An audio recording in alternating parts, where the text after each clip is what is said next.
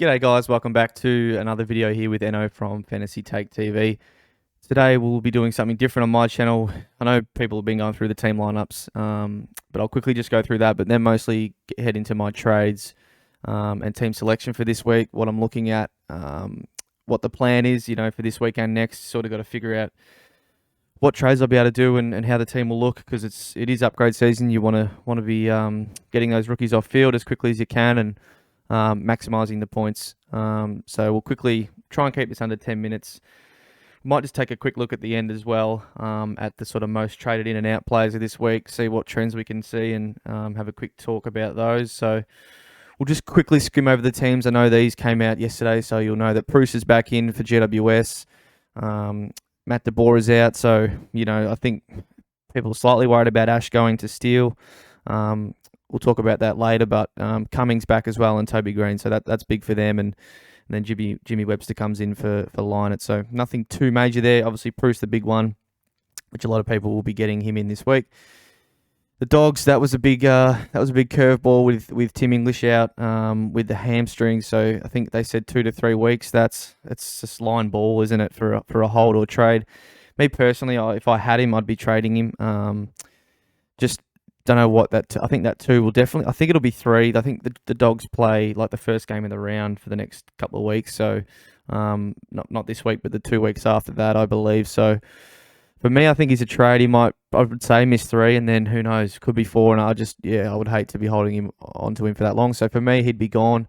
Robbie McComb, one to watch. He's getting his first game this week, which is good to see. So someone to monitor. And then on the Crows side, the Mitch Hinge not coming back in. That was a bit of a disappointment. So for me, I'm still holding on to Hinge. I think he's best 22. So I think they might just be trying to get a run into him after that injury in the Sandful. And then look, hopeful, but hopefully he can come back into the team in the coming weeks. I think he's still got a lot more cash to make. So he's not a priority trade for me, but I can see why people would want to be trading him as well. Port, just some key omissions with Amon and Jackson Mead. Probably more Supercoach relevant, that one. But yeah, so he's been omitted. And then Wine's back in, which is big for them.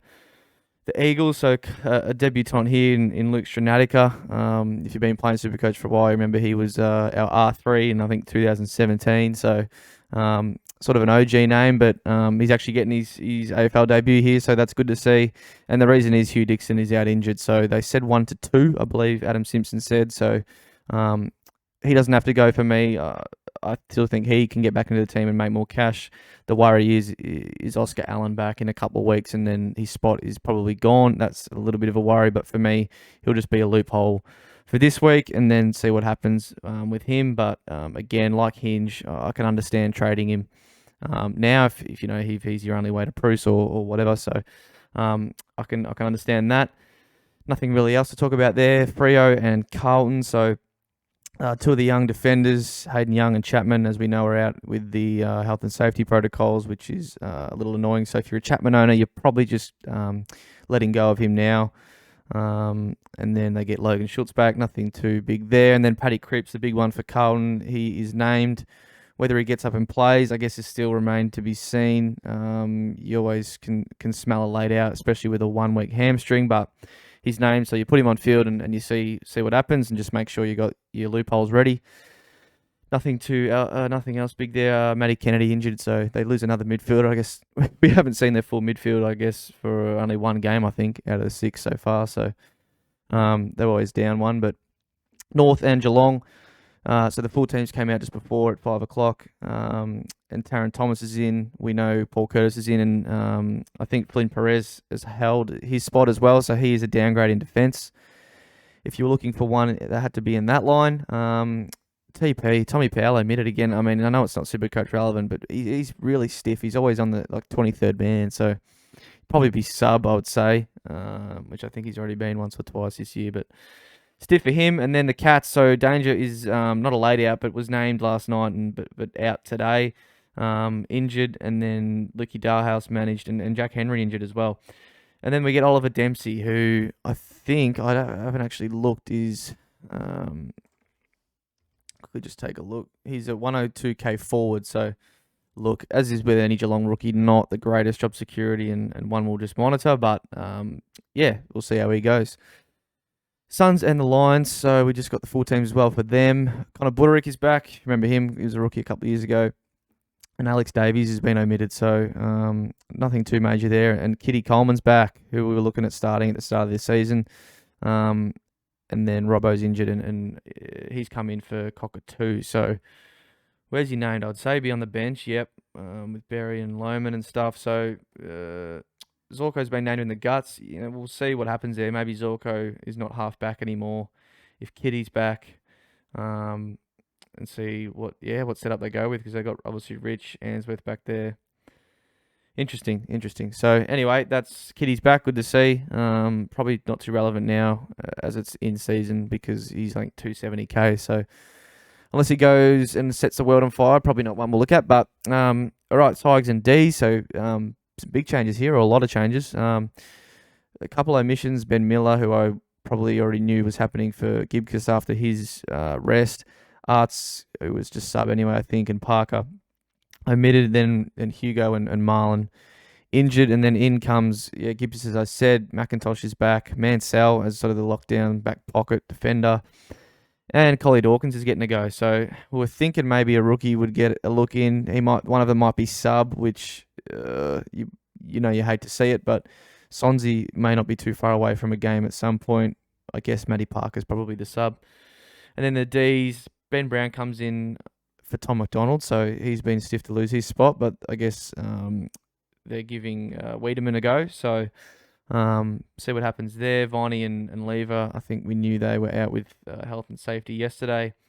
And Luke Dunstan comes in from the Saints, so he gets a go with Viney out in the guts, see how he fares.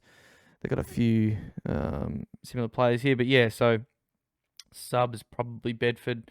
Doesn't really make sense for one of the tall guys to be. Melksham is probably not in favour, so yeah, who knows? But yeah, interesting. So Bowie's there at halfback flank, and then nothing else really big. Looking at track this week, Clary next week. So anyway, we'll see how that game pans out. And then these, we still don't really know the full lineups until tomorrow at 4:30, I think. So Saturday 4:30, we won't know. And there is a little bit of worry about McDonald being maybe sub or dropped, and then people curious about Stevens being named. I just don't see him being in the four from this group here. He's probably close to the 7th or 8th name really on that list, so he's probably not back in. And then this game, as we know, they named Stringer and Merritt yesterday, which was surprising, and they have been named on field, I believe. Stringer there and Merritt on the ball, so we'll see.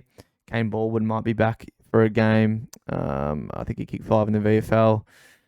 And then Pies side, McCreary, Mycheck, Poulter, Ginnivan and Brown. So obviously extended bench. You'd think Reef holds. Darcy Cameron has been playing. Ginnivan's probably a walk-up start at this point. And then McCreary, maybe, don't know. Pies fans probably know better than me, but yeah, we'll find that out tomorrow. So we'll head over to my side. And there was a lot of ways I could have gone this week that have tempted me. Obviously, Grundy, the big one, hold or trade. What decision do we make there? I think Rao has definitely got to go for me. So he's getting upgraded to whether it's a mid or a defender. And then Bowie is definitely someone you can hold as well. I could probably make upgrades with Horn Francis instead, but it all comes down to what rookies I have on field and where as well. So, I kind of want to keep, with Hinge not being back, it's given me sort of one less defender rookie I'd like fielding. I know people will probably field him McCartan. I know he's average 66. I'm still not really confident in fielding him too often. So what I've gone with, and with the Grundy trade, the big thing is wanting to get Bruce, who's going to make a lot of cash, and Sam Hayes next week, who I think will also make a lot of cash. And if I keep Darcy and Grundy, then I only have room for one of those. So that's sort of where the thinking is. Half of it is Grundy sort of underperforming. I know he was averaging 108 until last week, but yeah, it's a gamble, but one I'm willing to take. And look, the trade-off is I should be making a lot of cash in those ruck spots in return, and then Grundy's a primo somewhere else on the field anyway. So what I've done is this. We are getting in James Sicily. So look, I really liked Sicily last week and how his role looked. I know in the middle quarters he sort of was lost for a little bit, but you know I think that's just going to happen at times. But you know when Hawthorn won the ball back in defence, he was charging for it, spreading, wanting to get in spots to receive. So yeah, I really like how Sicily looked. Then we will be getting in Bruce, of course. So Ruck and then Prusy should be here somewhere. About 105 average. So yeah, just with those 200s in his cycle, it you know, he only has to push out a couple of 60s, 70s, and he will shoot up at least 100k, and then with the upside of, you know, even going some more, you know, really could be 200, 250k that he goes up. All depends if they keep the two rucks for the next few weeks, or if it's just for this week. You know, against Rowan, and who knows? Who knows what they do? Who knows what Liam Cameron does? I don't think we should even bother trying to guess. So that's where I've gone with that. And then Bruce, you know, Bruce on field is better than any other rookie you would have on any other line. So that's part of the Grundy trade as well. And then this leaves me just enough cash to actually get in Jack Steele. But one thing I want to be doing, since I don't want to field Hinge and McCartan, so I don't want, you know, can't field Hinge and I don't want to field McCartan, is just quickly swap some DPPs around. So we send Butters to the mids, to Conning forward, and then we send Dacos into defence. So he'll be on field over Hinge, which I'll show in a sec. And then we still get in Jack Steele. So maybe play around with your team. There might be something you could do like that where you want to field Dacos in defence instead and maybe move some people around. But, you know, I only have $1,000 left in the bank, so I can just make these trades. And the reason I went Steele is I think he's a lock for top 5. I know a lot of people are going track with his value, maybe even Brayshaw, who's still 40k cheaper. You know, Mills, Walsh, others like that. But I just really like Jack Steele, and I just think he's a lock for a top 5 sort of average. You know, he hasn't set the world on fire this year yet, and he's still, you know, with a 115 average. So I think the last 4 weeks he's been 120 plus. So really like Steele. Slight concerns about a tag this week, but I just don't think Ash can really do much about Steele. He's not the type of player that he can really tag, and I think maybe, you know, if anyone, they might tag Sinclair, who's been racking it up across halfback. So yeah, that's the way we're setting up, and then obviously Dacos will be on here. Bit of a decision, I guess, between Horne-Francis and Ward. Probably go with Horne-Francis for now. You know, Butters was rumoured to maybe be a laid out, but Ken Hinkley said today I think he's almost a certainty to play, but he's a reason of have him in the mids, because if he doesn't play, Ward will come in, as opposed to, say, I had him in the forward line, it would be probably Corey Durden. So I just think I prefer Ward over Durden as a backup, just in case of a laid out. So that's how we set up. We'll put Dixon on the field, because I will be VCing Steele. So say if I want to take that, I can just chuck the C on Dixon. We'll get Bruce's score anyway. Just check what loops you have, because Owens for me obviously can't be used. Dixon plays in the third game, so you can still use him for McRae if you wanted to VC McRae, but I just think I'll go Steele into McRae, and I probably won't take anything less than a 125 from Steele. So he'll have to go quite big for me to take it. That's how we're looking. And then next week, I've done a bit of calculations. Jared Berry, his break-even's about 37. If he goes up, 88, he goes up 20k. Let's just say he goes up 10 or so k, he'll be 370. Horne-Francis, let's just say he holds price, he'll be about 320-ish. And then Jack Hayes, who still has a really low break-even, say he goes up 40k, he'll be about 270, 280. So those three, I think, is about $1 million or $1 million salary. Maybe just under, but then it's easy. If Clary drops a little bit, which you expect, unless he beats that 170 break even, he will, come down a little bit. So he will come in at about 600-ish. And then we've got 300 or so K to get in Hayes, and then Sam Hayes in the ruck, and then Hobbs probably in the midfield. So, we'll be Berry and Horne-Francis out, and Hayes possibly, and then bring in, we'll have another midfielder in Clary. We'll have Hobbs, so probably be fielding Hobbs or Ward, and then instead of Hayes, we will have Sam Hayes over here. So, looking okay. probably have to field Durden next week. That means maybe McDonald, but that will probably be just for 1 week. Maybe I could get McCartan down here, which I can with DeConning, and field him.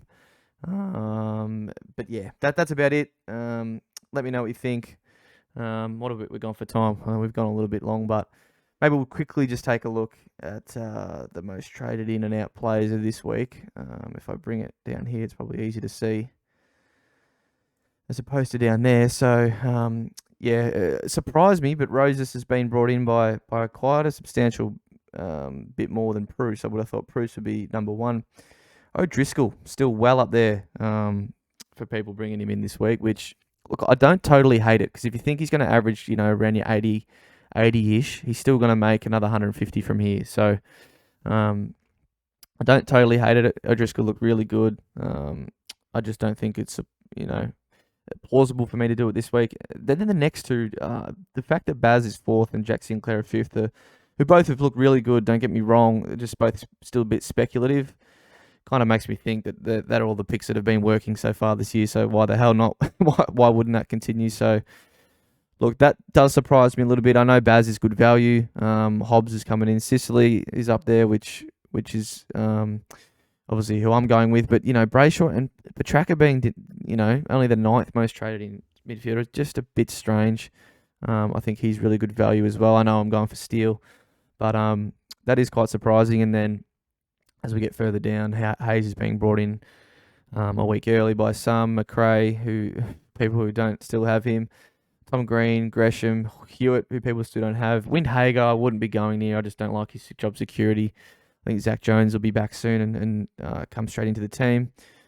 Gorn, Kruger's a weird one. Don't know what's going on there. I know it's his 3rd game, but 200k, and yeah, he's averaging 60. It's not terrible, but he's a forward, so don't know about that one.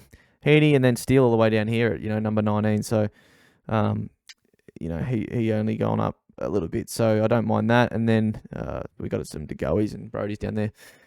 And then as far as traded outs, the most gone is Rao. He's pretty much gone by everyone. Horn Francis, who I'm okay to still hold this week, and Field.